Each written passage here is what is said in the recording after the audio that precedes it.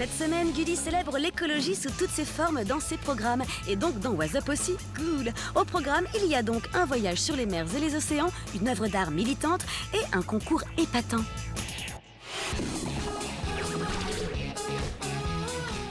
Depuis le début de la semaine, on a appris les bons gestes pour recycler puis comment combattre la pollution sur Terre.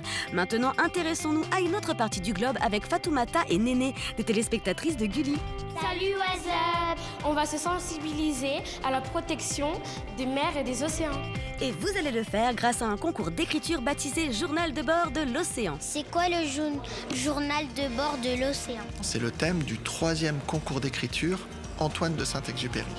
C'est un concours qu'on a organisé cette année et on a demandé aux enfants, aux adolescents, d'écrire un texte comme si l'océan avait un petit journal de bord. C'est-à-dire comment l'océan s'exprimerait s'il pouvait écrire pour raconter son histoire, ses malheurs, ses joies.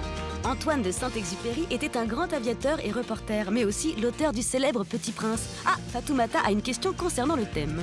Pourquoi avoir choisi la protection des mers et des océans? On voulait surtout que les enfants et les adolescents, un peu partout en France, puissent y penser. Et c'est pas que quand on habite au bord de l'océan. Quand on habite près d'une rivière et qu'on salit la rivière, elle débouche sur l'océan et elle salit l'océan. Et on voulait vraiment sensibiliser les enfants à ces sujets.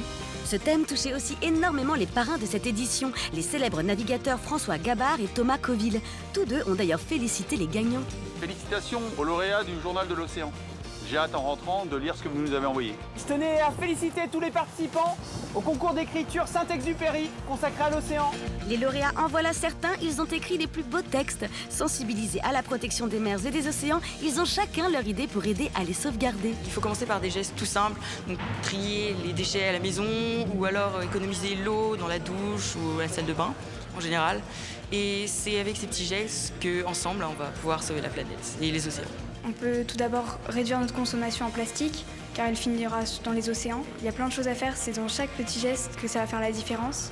Je suis d'accord avec vous. C'est d'ailleurs en communiquant comme on le fait cette semaine sur Gulli qu'on pourra convaincre un plus grand nombre de personnes. N'est-ce pas, Lila?